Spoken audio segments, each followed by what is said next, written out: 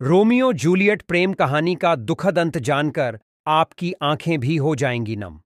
तो आइए जानते हैं कैसे इनका प्यार आज भी है अमर। ये प्रेम कहानी दो ऐसे प्रेमियों की है जिन्होंने जान देकर एक दूसरे से अपनी मोहब्बत निभाई। यह कहानी वेरोना नामक राज्य की है जिसके राजकुमार प्रिंस एस्क्लस थे। इसी राज्य में दो प्रसिद्ध खानदान रहते थे।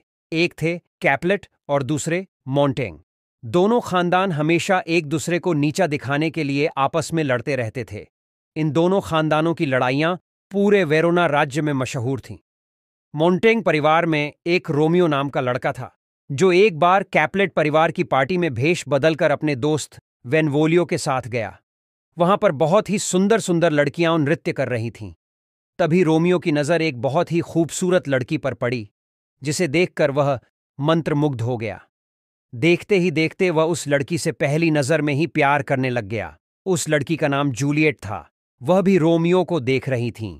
रोमियो अपने दोस्त वेनवोलियो से उस लड़की की तारीफ कर ही रहा था कि उस लड़की के चचेरे भाई टॉयबाल्ट ने उसकी आवाज सुन ली और उसको पहचान गया कि वह मोंटेंग परिवार का रोमियो है।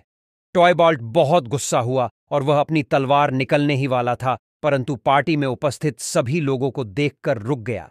कुछ समय बाद जब पार्टी खत्म हुई तो सब लोग जाने लगे, लेकिन रोमियो जूलियट के कमरे के पास छुपकर उसकी बातें सुनने लगा। जूलियट अपनी सहेलियों से रोमियो के बारे में बता रही थी और उसकी तारीफ कर रही थी। उसने ये भी बात कही कि मैं उसे पसंद करने लगी हूं, जिसे सुनकर रोमियो उसके सामने गया और बोला, मैं भी तुमसे प्यार करने लगा हूं। अचानक रोमियो को देखकर जूलियट घबरा गई और उससे जाने के लिए कहा। फिर भी रोमियो वहीं खड़ा रहता है और जूलियट से कहता है कि मैं तुम्हारे लिए कोई भी खतरा उठाने को तैयार हूं। अगर तुम्हें मेरा नाम या धर्म नहीं पसंद है तो मैं उसे भी छोड़ने के लिए तैयार हूं। दोनों एक दूसरे का साथ निभाने का वादा करते हैं और शादी के लिए राजी हो जाते हैं। वहां से निकलकर रोमियो फ्रियर लॉरेंस से मिलने गया, जो कैपलेट और मोंटेंग दोनों परिवारों के अच्छे मित्र थे। रोमियो ने अपने दिल की सारी बात उन्हें बताई और उनसे बोला, मैं जूलियट से शादी करना चाहता हूं।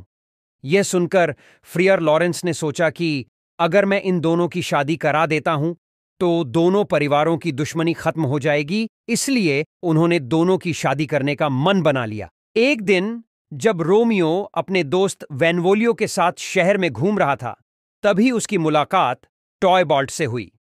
टॉयबाल्ट उन दोनों को देखकर बहुत गुस्सा हुआ और उन्हें अपशब्द कहने लगा। धीरे धीरे बात इतनी बढ़ गई कि दोनों तलवारबाजी करने लगे, जिसमें टॉयबाल्ट की मौत हो गई। यह खबर पूरे राज्य में फैल गई।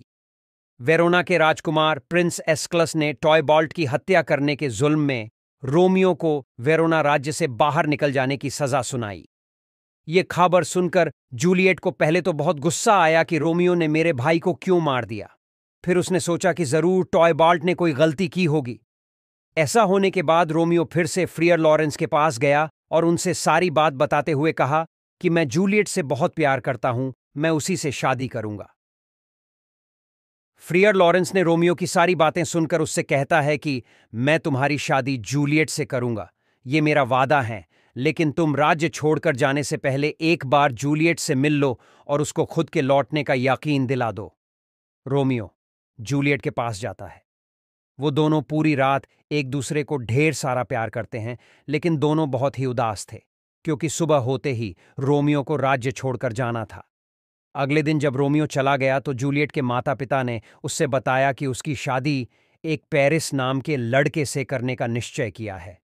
जूलियट ने टॉयबाल्ट की मौत का बहाना बताते हुए शादी से इनकार कर दिया, परंतु उसके माता पिता ने उसकी नहीं सुनी और कहा कि पेरिस के साथ तुम्हारी शादी इसी हफ्ते होगी। यह सुनकर जूलियट बहुत बेचैन हो गई। उसे कुछ भी समझ में नहीं आ रहा था कि वो क्या करे।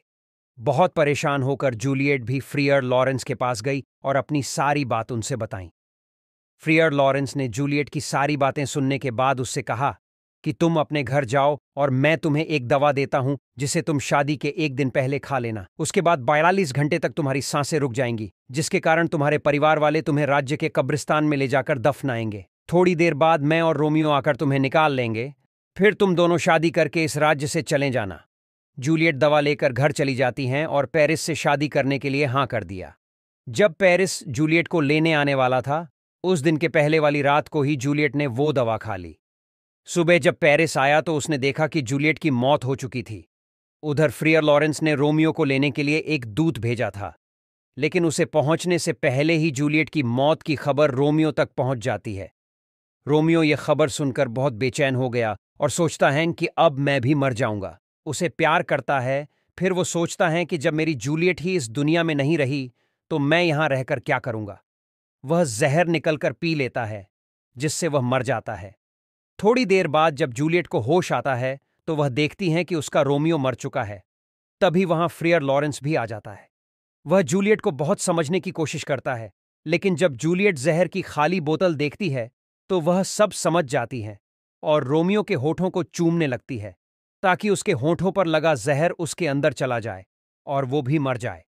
लेकिन उसके होठों पे बहुत कम ही जहर था, जिससे उसका असर कम हुआ। तभी जूलियट ने अपने पास रखे खंजर को निकालकर खुद को खत्म कर लिया। इन दोनों की मौत के बाद दोनों खानदानों ने अपनी दुश्मनी खत्म कर दी। दोनों परिवारों ने मिलकर रोमियो और जूलियट की एक बहुत बड़ी मूर्ति बनवाई।